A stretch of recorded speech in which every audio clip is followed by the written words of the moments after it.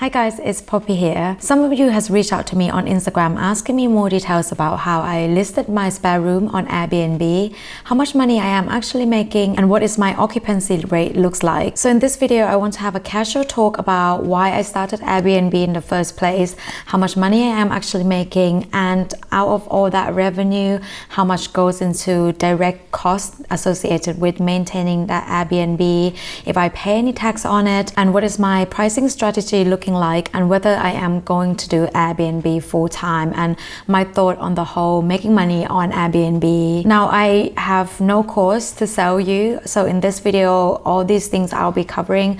I will tell you the hard truth about being an Airbnb host, and I'll be transparent about everything. So let's get into it. Now, the reason that I started Airbnb, and probably same goes with majority of people who started renting their spare room out on Airbnb, is basically to make a little bit of side income outside of my full-time job. If you've been here a while, you know that I am a homeowner. Me and my husband bought our home 2 years ago in 2020.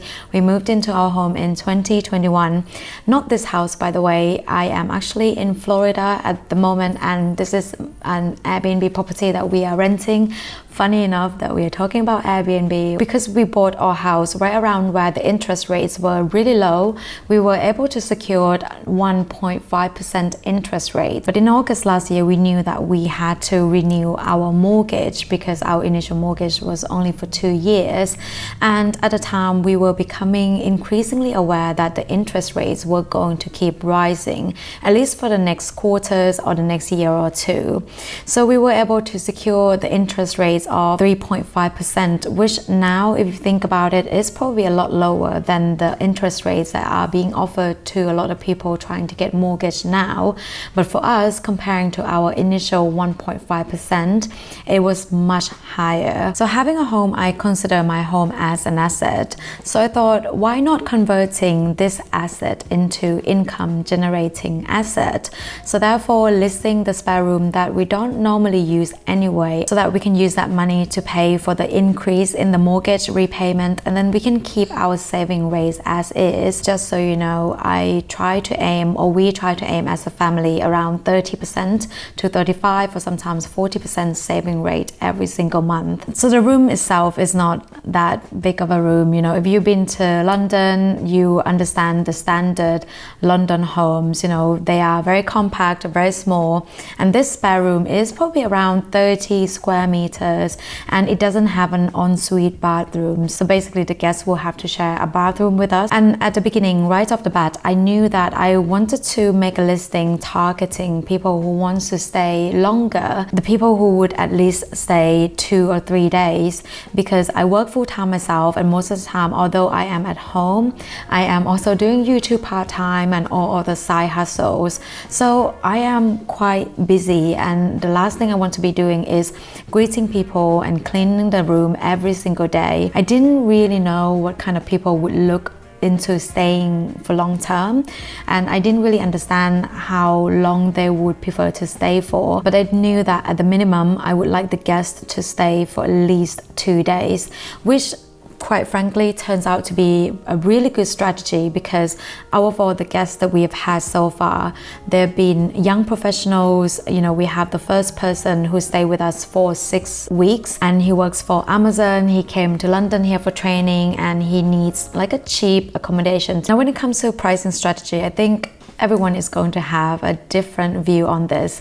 Personally, for me, as I said, I got into Airbnb because I just wanted to make some extra side income. So therefore, I wasn't really going aggressive on the pricing. You know, I wasn't looking to be like the cheapest person on the market in the area. So I listed a price at the price that I would be happy in having additional guests or guests to stay with us and sharing our bathroom, and then, you know, spending time with our dog. And I'm always in the mindset that I want to treat people the way I want to be treated. So therefore, those sort of things did come into consideration when I set up my price. and whether I wanted to add cleaning fees, which at the end I decided not to add. So I looked around other rooms in the area, and the rooms that don't have ensuite bathroom, the ones that the guests have to share the bathroom with the host, those are normally going for around £30 to £50. So I set my price at around higher end of that price range. So I decided to go with £45, which is around $54 at the moment with the current exchange rate. But I will put on the screen here, because although I'm charging £45 a night, that's not the money that I get from Airbnb, because obviously Airbnb will have to take their fees, and per night I am getting on average around £43 per night. We also have a weekly discount. I think that's quite a normal practice on all the listings on Airbnb, and that's around 20%. So let's say if we get a whole month book, that means that the maximum that we could earn on this room will be around £1,000 to £1,200. So in July, that was our first month, and we actually had 2 people staying. So one of them stayed for 6 weeks and another one just stayed for 2 nights, and the total revenue that we got from the both of them is around £1,000. In August, the original guest who stayed with us in July, he was still with us, and we didn't take any new bookings, so there was no income really in August. In September, we got 1 booking, and that was for £273. October, we have 1 new booking, which is for £86. November, again, there's someone that stayed with us for quite a long time, and they are a couple. They were lovely, and the total revenue for that 25 nights was £976.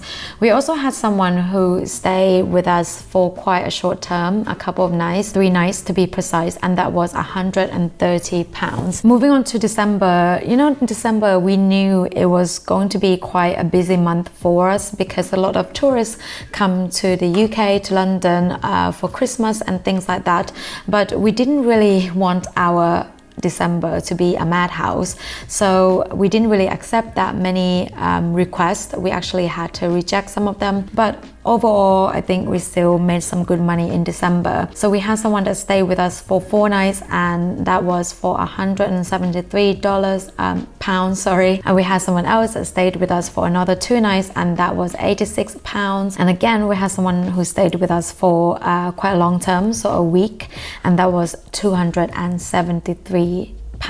Then we have our next and current guest, which is someone who's staying with us for the whole month of January and February, and for the whole 58 nights the charge is £2,012. So that brings our total revenue for the first 6 months of being on Airbnb to £5,053. Now out of the 6 months, only 150 nights has been occupied by Airbnb guests, and to be honest, it could be more. Like I said, sometimes we have to block out a few days for us to sort of like have a break or have a bit of personal time. I think partly due to the fact that we are in a very good location. We are in the capital city, and we are 10 minutes or 15 minutes walk to an underground station, so pretty accessible to city centre in London. And also because our previous guests are very happy, so they leave us really good rating. I think we have at the moment 5 stars rating on Airbnb,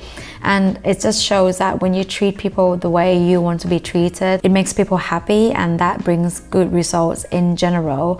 So that is it when it comes to revenue. Now, I think a lot of videos do talk about revenue and this and that, but they don't actually talk about associated costs, and it's quite difficult to gauge in this case, because if you're someone who invests in an Airbnb property like a flat or an apartment, and you get a mortgage from the bank and you don't live in the property, then your costs associated with that Airbnb investment property might be a bit clearer. However, I am renting out my spare room, so a lot of cost that goes into maintaining that spare room is the cost that I would have paid anyway. But I do try to break it down as much as I possibly can. I did mention cleaning.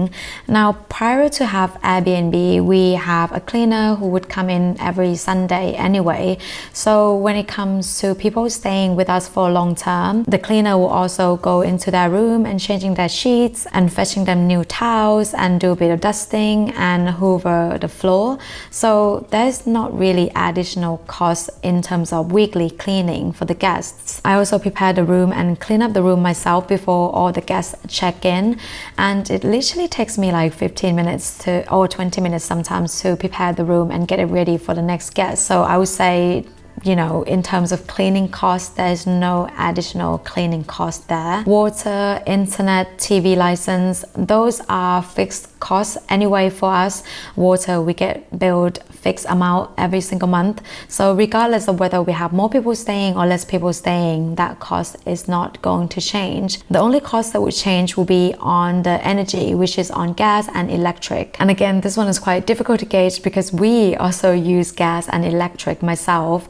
But let's say if I were to be generous here, let's say if people use £2 of gas and electric per day, that means that the total additional energy cost that we paid for Airbnb guests would be £300. Apart from that, we also bought a few bits and bobs to decorate the room and make sure that the room is in a better condition than it was when we didn't have Airbnb guests. So we bought a kettle, we bought a few cups, a small fan during the summer, and all of those costs came up to £250. Now next is tax. I am based in the UK, so in the UK there is this rent a room scheme where if you rent a spare room at your own home, the home that you live in, you don't have to pay tax if the revenue or the income generated from the spare room rental is under £7,500 per tax year. So tax in this case for me is zero. That means that the total profit came to £4,503.78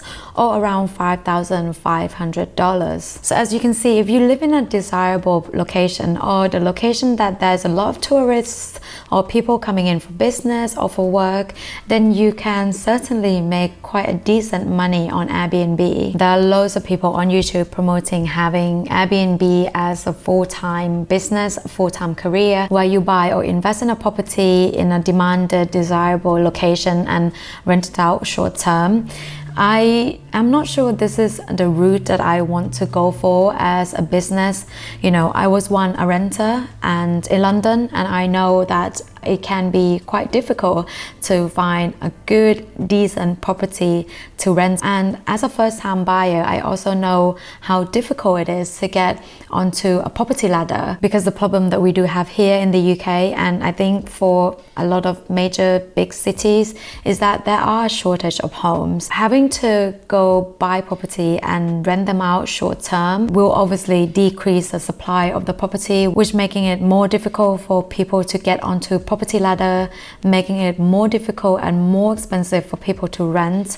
And I'm just not sure if I want to be part of that problem. And by the way, no shade to people who invested in Airbnb property or considering doing investment in Airbnb property. I'm just saying it from my personal perspective and my personal business choice. However, saying that, I wouldn't mind investing in Airbnb property in a country or an area where there are plenty of homes, plenty of lands, and people do not struggle to get onto property ladder. I think mostly it's going to be somewhere outside of the UK, but that is something that I'm definitely considering, and I'll keep you posted when that is ongoing. Now, Airbnb, although it has been a great income stream for me, it is only one of my many income streams. If you want to know other income streams that I have, do watch this video right here where you can learn all about my 8 income streams. I will see you in the next video.